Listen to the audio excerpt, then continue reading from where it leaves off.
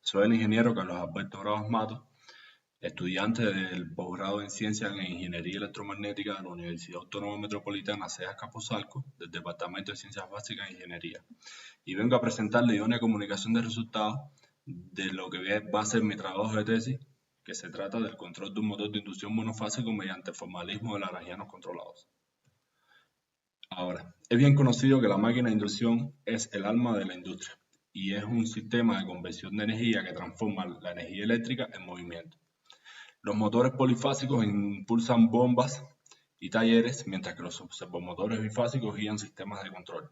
El 90% de los motores presentes en la industria son son máquinas de inducción con rotor tipo jaula ardilla.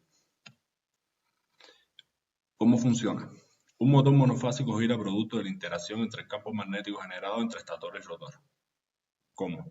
Cuando se aplica una corriente alterna monofásica al estator, se genera un campo magnético oscilante, el cual induce corrientes en las barras del rotor, creando un campo magnético propio del mismo.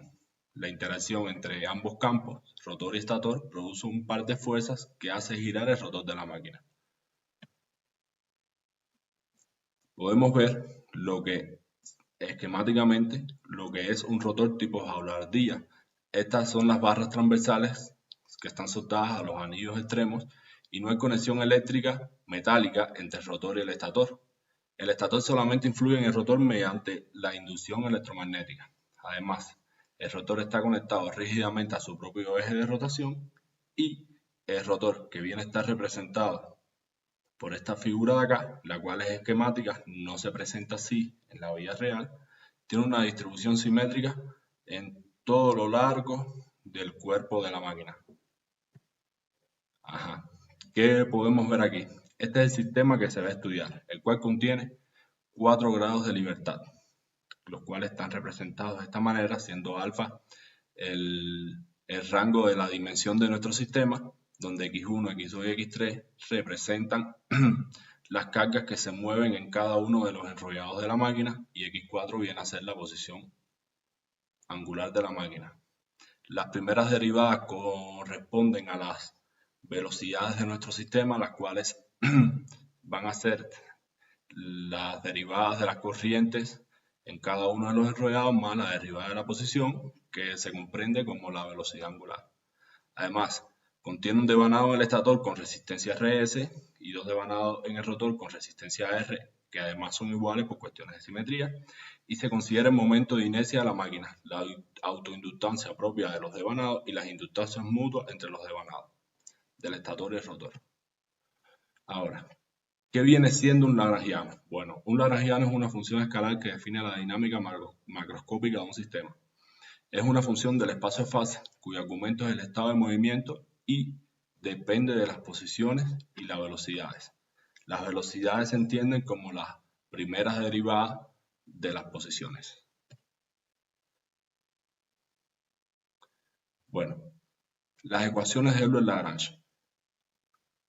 Tenemos aquí un espacio de configuraciones denotado con la letra C, donde contiene una configuración inicial y una final, y cada una de las trayectorias en líneas discontinuas que van desde un estado hacia el otro. Por tanto, surge la pregunta, ¿cuál es la curva o trayectoria a lo largo de la cual evoluciona el sistema del estado inicial al final? Bueno, esto lo responde el principio de Hamilton, que plantea que la curva a lo largo de la cual evoluciona un sistema es la que extremiza el funcional de acción S del propio sistema. Al resolver las ecuaciones que se nos presentan cuando se aplica el principio de Hamilton, obtenemos un sistema de ecuaciones diferenciales conocidas como las ecuaciones de Euler-Lagrange, donde L está representada por esta ecuación, donde K representa la energía cinética y U representa la energía potencial. Ahora, para la obtención del modelo a partir de las ecuaciones, primeramente se identifican los grados de libertad que describen el sistema. Posteriormente se describe la energía cinética y la energía potencial del sistema. En este caso de la máquina de inducción, como la máquina de inducción no presenta elementos capacitivos, pues se desprecia y solamente nos quedamos con la energía cinética acá. Después se formulan las ecuaciones de Euler-Lagrange considerando las fuerzas disipativas del sistema y finalmente se verifican que las ecuaciones de Euler-Lagrange Lagrange corresponden a las ecuaciones diferenciales que se describen el comportamiento dinámico del sistema. Ahora, el formalismo lagrangiano controlado es una estrategia de control en lazo cerrado, el cual parte del lagrangiano original y luego se modifica dependiendo de su simetría. El principio fundamental de esta metodología es desarrollar una clase de leyes de control por retroalimentación que mantengan la dinámica del lazo cerrado.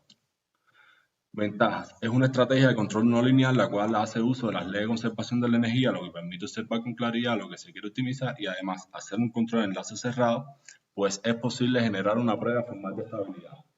Desventajas. Es un formalismo abstracto debido a que encontrar las leyes de control requiere un amplio conocimiento de geometría diferencial.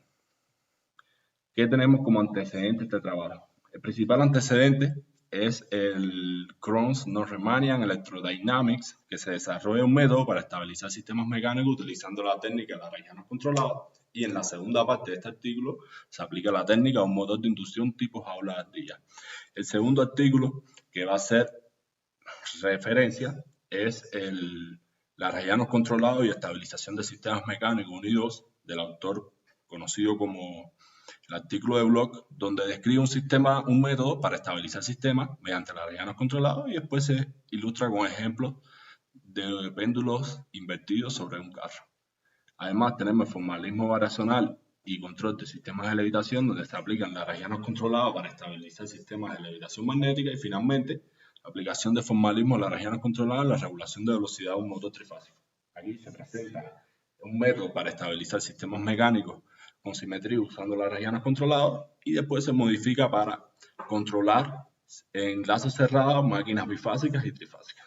Los resultados de este último trabajo presentan que el sistema logra estabilizar pero tardados en el tiempo y con valores energéticos demasiado altos, tomando como referencia su valor nominal. Por tanto, el problema consiste en que es cierto que el formalismo es no lineal y que se adapta a la física a un sistema eléctrico, pero ha evidenciado deficiencias significativas en términos de rendimiento, por lo que la falta de ajuste adecuado de las ganancias ha resultado en un desempeño subóptimo debido a la incorrecta selección de los parámetros. Por tanto, el problema es de desempeño del controlador.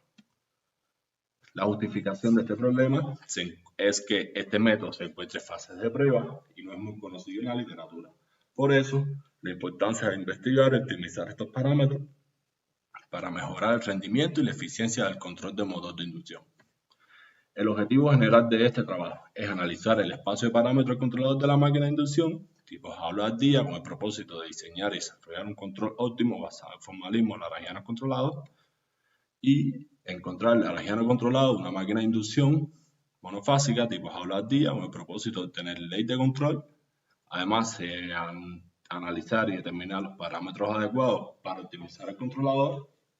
Y finalmente, formular una función de costo en el espacio de parámetros para identificar los valores que mejoren el desempeño del controlador propuesto.